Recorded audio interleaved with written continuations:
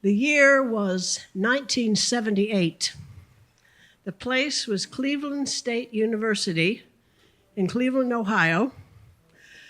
I was a young college freshman in an environmental biology workshop, which was a class times 2, 8 credits, twice the work.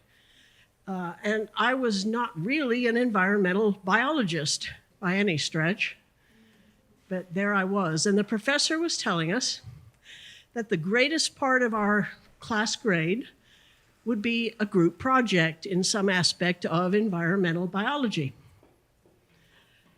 He had a list of topics that we could pick, and we were not allowed to confer with our friends and group up that way. He said, this is going to be like a workplace. You will end up with who you end up with. You pick a topic, no discussion, and take it from there. I looked down the list. None of the topics were particularly enchanting, because I'm really not a scientist. But then, somewhere down the list, I saw edible wild plants.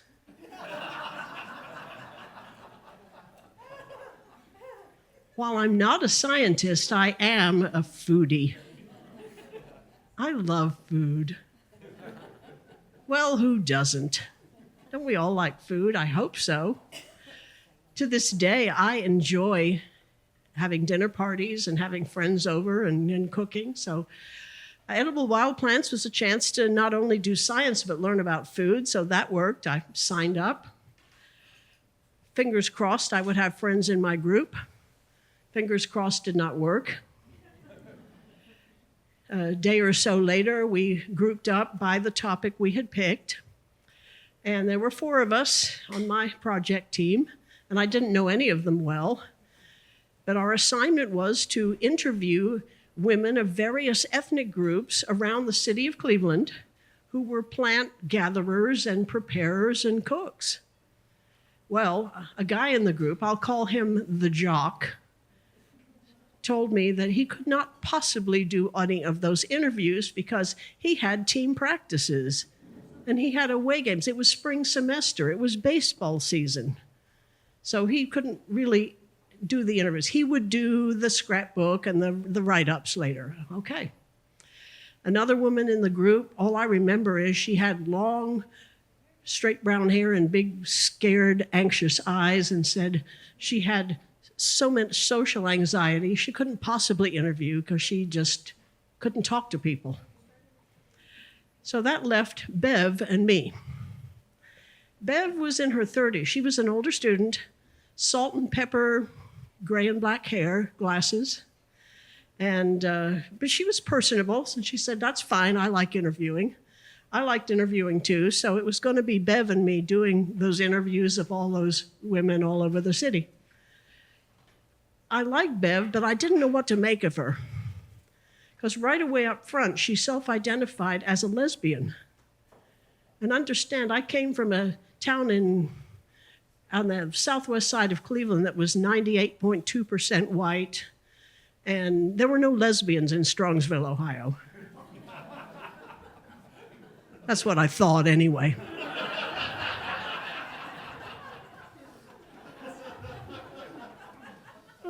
I was 19, you know.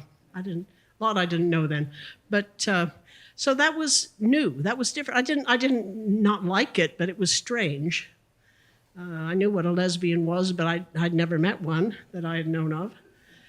And anyway, it was going to be Bev and me doing those interviews. And so off we went. And we did a lot of them. I only really remember 2. We went to see old Mrs. Milletti on the west side of Cleveland. She was widowed, and so was her younger sister, and they lived together. So we went to see Mrs. Milletti, and she had 6 or 8 kinds of wild plants all over the counters and soil all over the floor, and she made us a wintercress omelet. And we took pictures and talked to her while she prepared it, and we all sat down and ate. And what I remember is as we were eating, her younger sister tried to speak up, and Mrs. Milletti is talking with her hands because we Italians, that's the only way we talk, is like this. If you tie our hands behind our backs, we can't speak. Anyway, the younger sister starts to say something, and Mrs. Milletti turns and said, "Would you please be quiet? I was talking." And the younger sister shut right up. But Bev drew her out, and eventually the younger sister did speak a little bit, I think, got a word in edgewise. But Bev was thoughtful about drawing her out in the interview process, and I respected how Bev could work with people. Second interview I remember was Mrs. Jerry's from Lebanon. She was on the other side of the city. Bev's car actually worked that time. Her car was very old. Sometimes we had to take buses, sometimes the car. We went in Bev's old car. And Mrs. Jerry's made us a dandelion green salad with daylily roots in it. And I learned that daylily roots are like radishes, except sweeter, but they crunch like radishes do. So we ate. After we ate, Mrs. Jerry's made us Lebanese coffee, strong and sweet. And when we were done, she looked at the coffee grounds and told us our fortunes. She was also the neighborhood psychic. She told me I would be married within 2 years. She was wrong.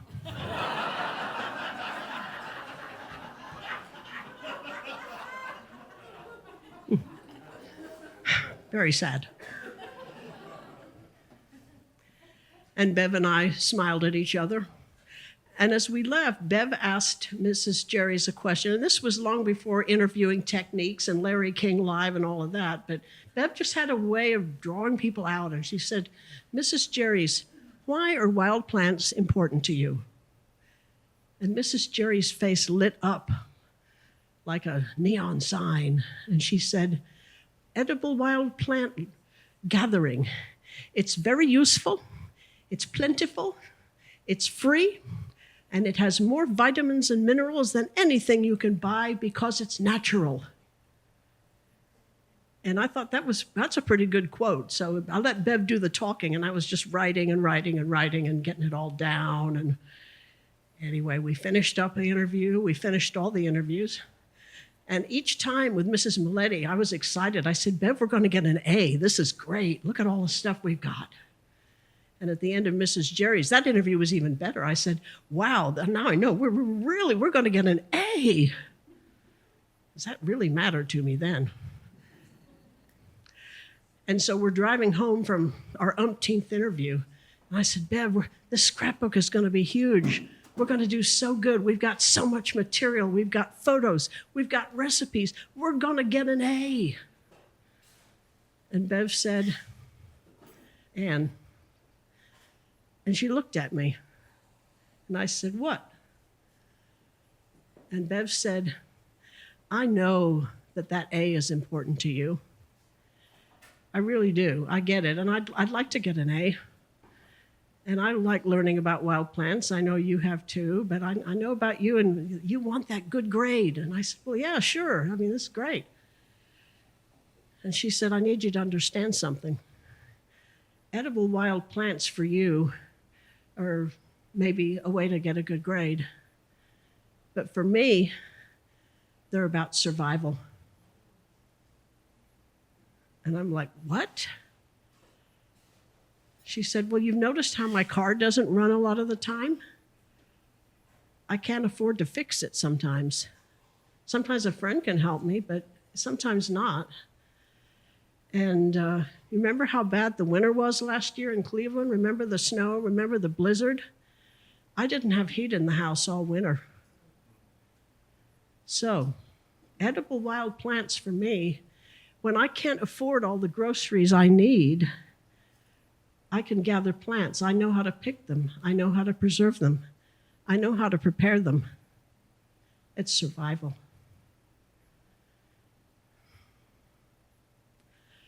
Now, of course, I knew that there were poor people in the world. We had National Geographic. They were African. Yeah. There were African countries, and I knew that, but I never dreamed it could be someone I knew.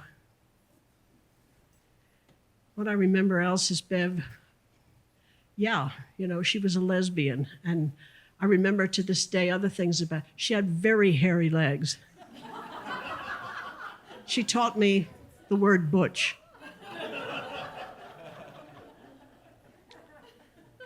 Recently, I looked her up. I thought it would be nice to talk to her again and tell her how much I had learned from her, what she'd meant to me. And I looked her up on the internet, as you can, and what I found was her obituary. Beverly Stamp. Passed away 2017, age of 72. Family nickname was Bebby. Played the flute well enough to be in the Cleveland City Orchestra. Was a national softball champion.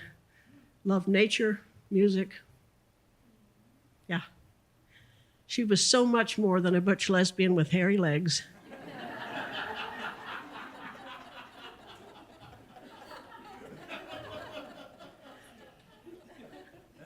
I only wish I had had the knowledge and the experience and the wisdom to tell her so at the time.